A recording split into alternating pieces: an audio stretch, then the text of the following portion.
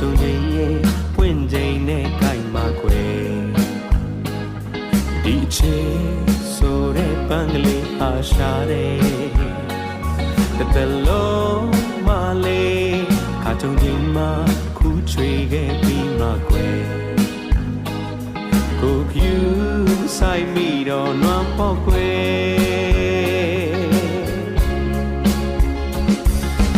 လုံးသားမှာထားခွေ